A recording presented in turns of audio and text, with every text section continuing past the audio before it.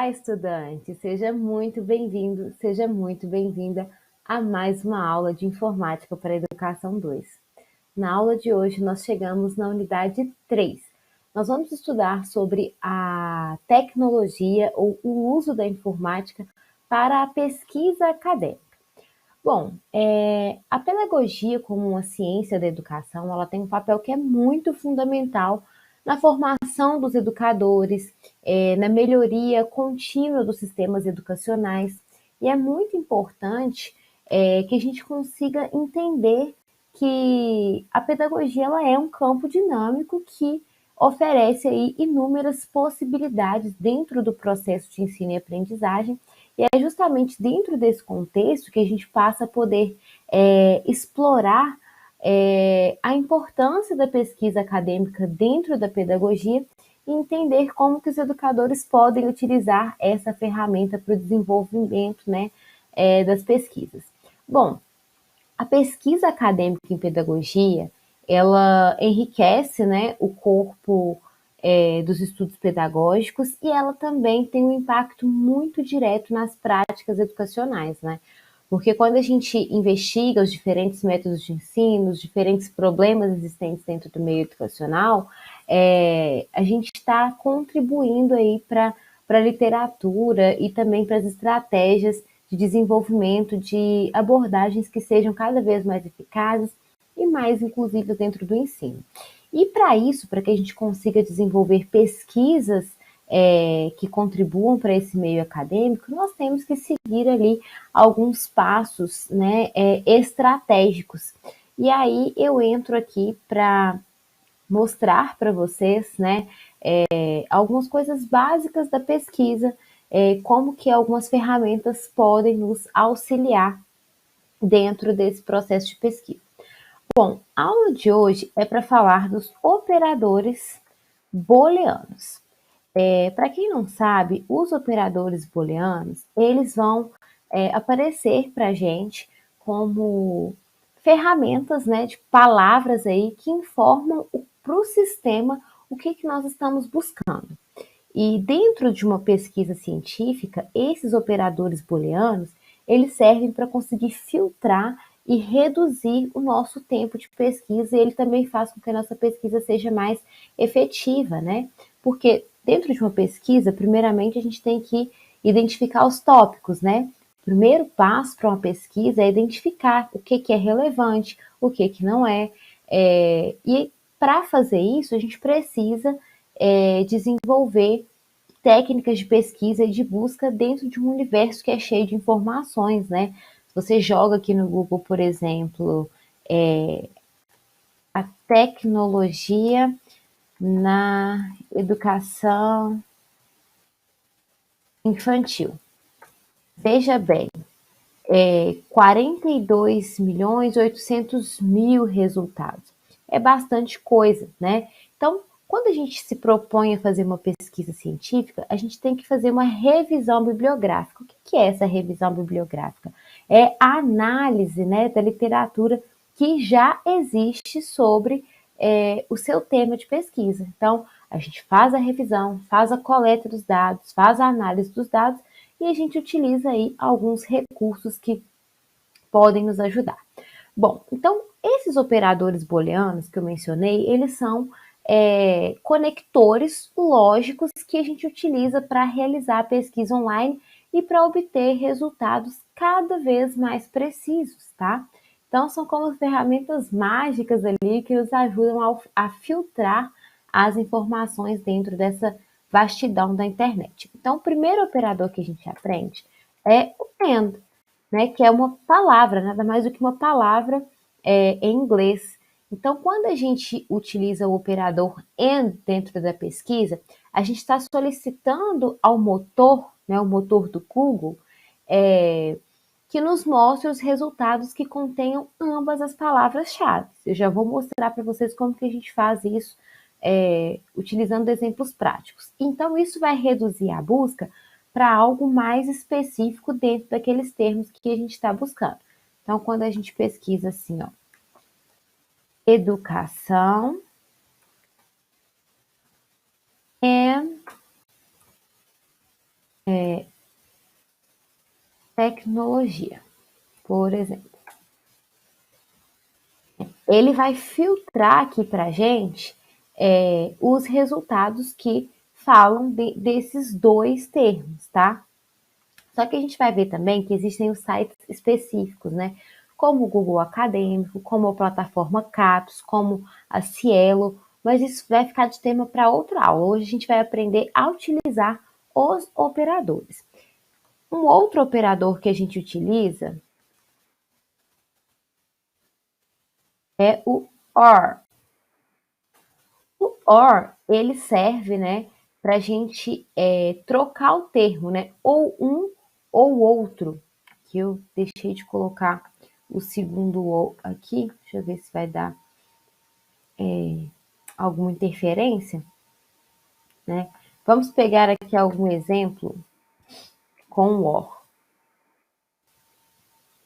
Então, vejam bem a utilização.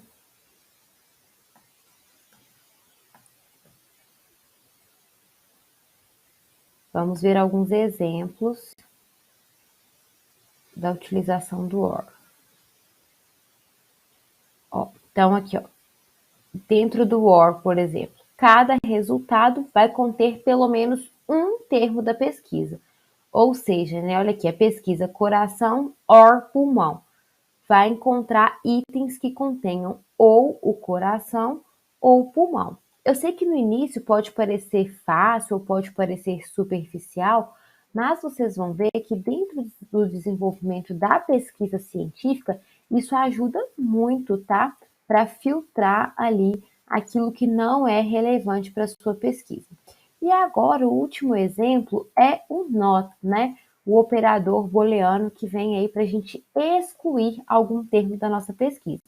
Então, quando a gente quer pesquisar, por exemplo, vamos lá, educação infantil,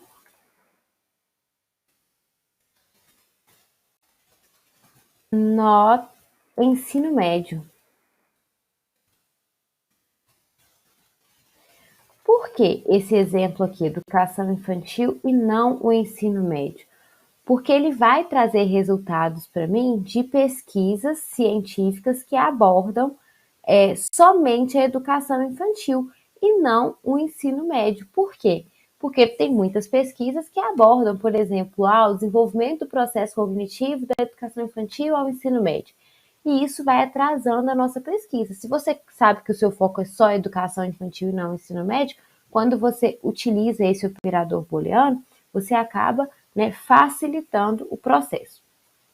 E aí, o ideal, né, é que a gente faça a pesquisa em um site específico para pesquisa acadêmica.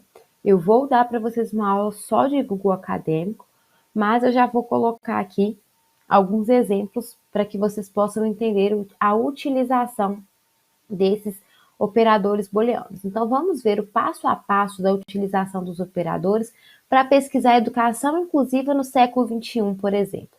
Então, antes de tudo, a gente identifica as palavras-chave relacionadas à educação inclusiva no século XXI. Então, por exemplo, a gente pode incluir assim, ó, educação inclusiva,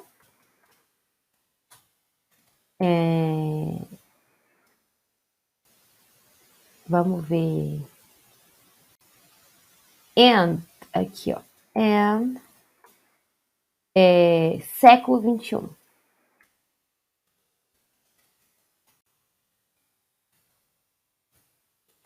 Ele vai trazer para a gente todos os textos que abordam a educação inclusiva dentro do século XXI. E aqui vocês vão ver que tem livros, que tem artigos de revista, que cada caso aqui vai apresentar uma especificidade, tá bem? Mas é assim que a gente realiza a pesquisa. Bom,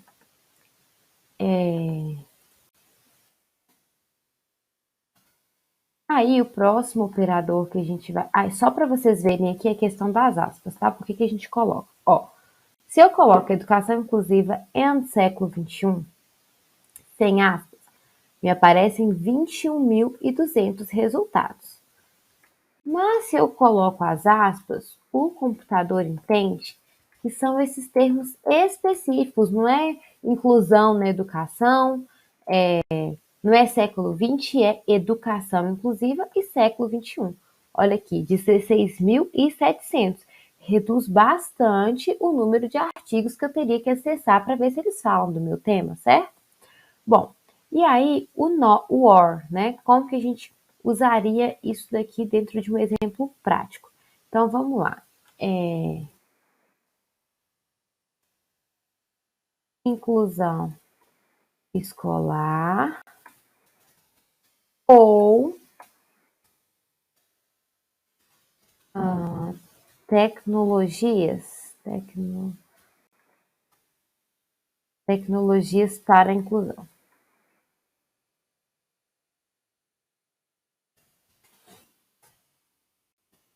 Então, olha só, já me apareceram aqui somente textos de inclusão escolar, olha. Ele excluiu todos os textos da plataforma que falam de inclusão escolar e tecnologia, percebe? Se eu coloco aqui só inclusão escolar, 87.600 resultados. Percebem? Vamos supor, eu quero falar da inclusão escolar, mas o meu artigo ele é específico, ele não vai abordar tecnologia, ele não vai abordar os anos iniciais, ele vai abordar, por exemplo, só o ensino fundamental 1. Então, esses filtros, eles servem para ajudar a fazer essa divisão. E, por último, o NOT. Então, como que a gente usaria ele aqui? Então, vamos lá. Educação inclusiva, NOT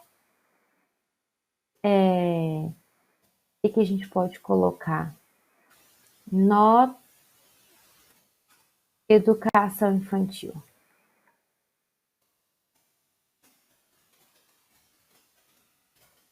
Então, ele vai excluir para a gente, né, a questão da educação infantil. E aí, a gente pode agrupar também os termos entre parênteses, tá? Aqui ele apareceu com um erro, mas na plataforma Cielo, na plataforma também do CAPES, o uso do operador dá certo. Você pode fazer uma pesquisa mais específica também, olha. Inclusão escolar or tecnologias inclusivas e para consertar. Aí fecha aqui and desafios, por exemplo. Então ele vai filtrar de uma forma ainda mais específica. Então percebem como que esses filtros, né? Inicialmente aqui pode parecer que seja subjetivo, pode parecer que vocês não vão usar, mas vocês vão entender que principalmente aí durante o desenvolvimento da monografia, do artigo de conclusão de curso, como que isso pode auxiliar vocês e também futuramente aí na própria construção das aulas. O conteúdo da aula de hoje foi esse, espero que vocês tenham gostado.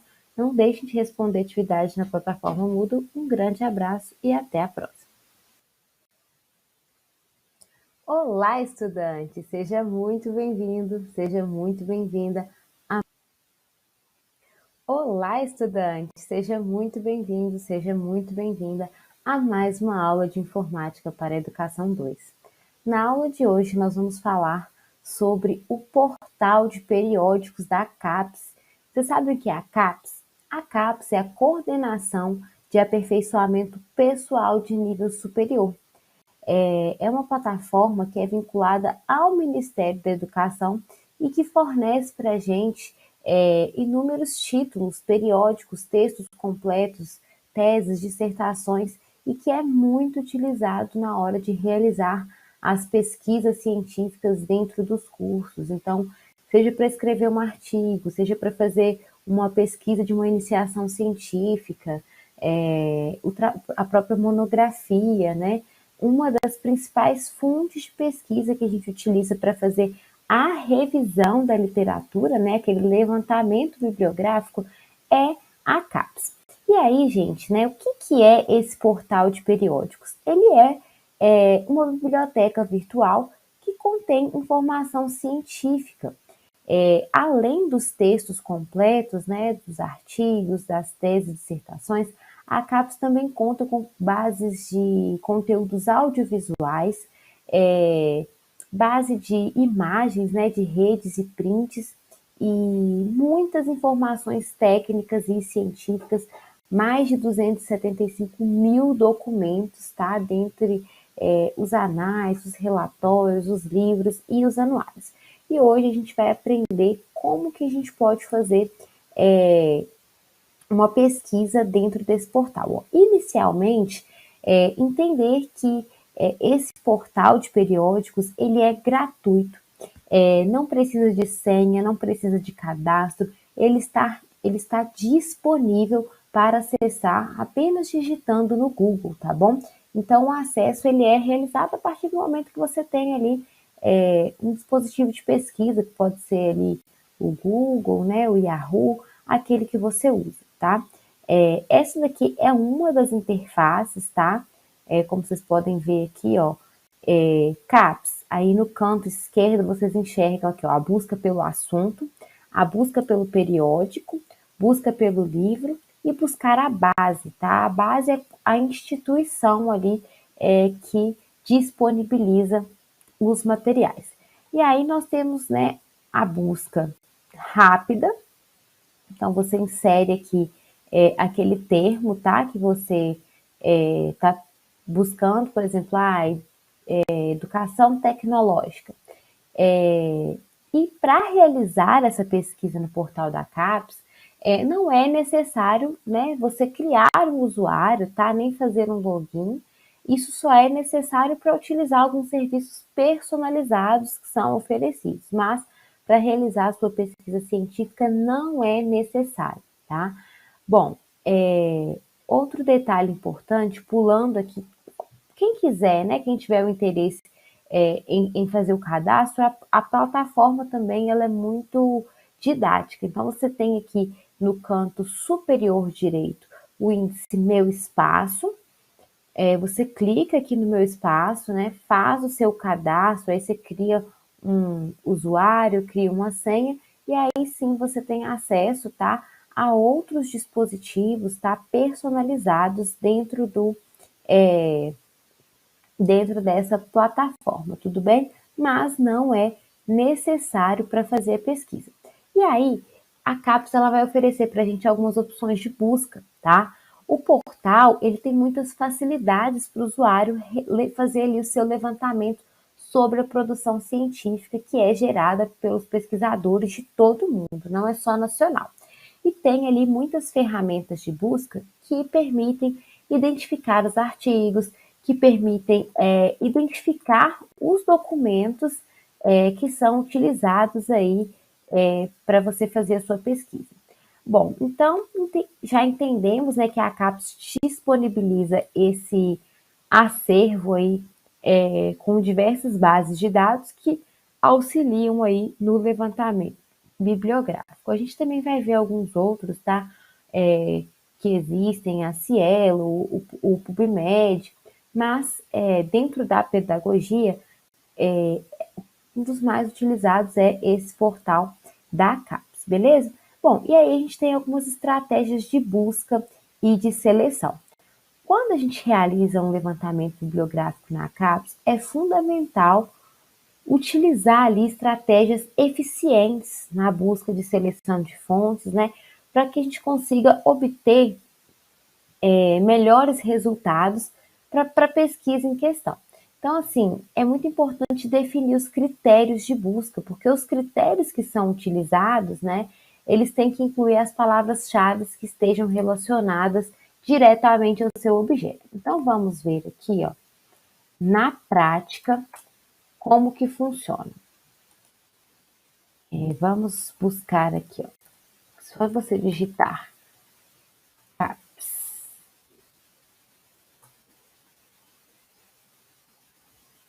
Vamos colocar a busca. Porque tem várias formas. Ó, aqui no catálogo, nesse primeiro, a gente consegue encontrar os periódicos, tá? Então aqui, ó, bem em cima você pode colocar a educação tecnológica. Tá.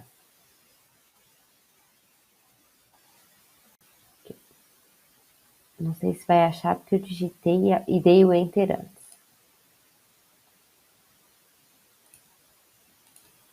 Vamos ver o que encontra aqui, olha.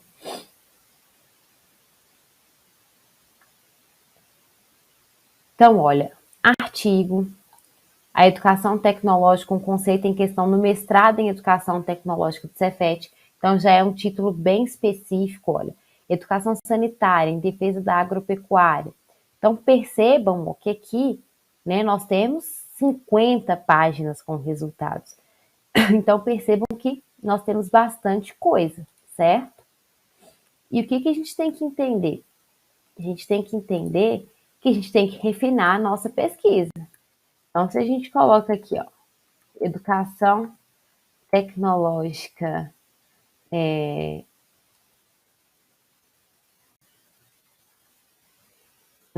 não, acho que o END, né?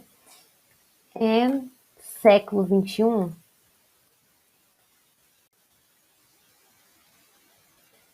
a gente já vai refinar essa pesquisa aqui, ó.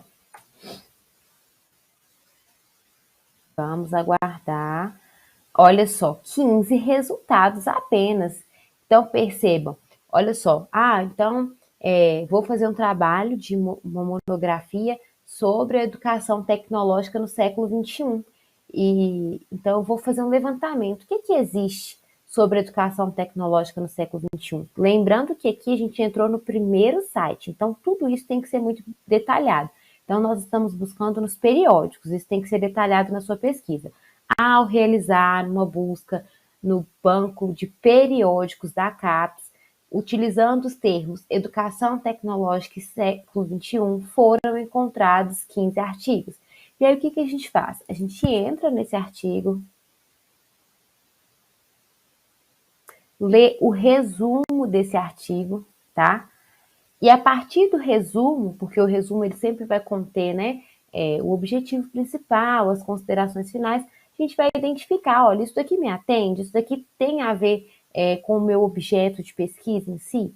Então, aqui, ó, os periódicos, banco de periódicos da CAPES. Agora, vamos ver essa pesquisa. Pode colocar aqui, ó, banco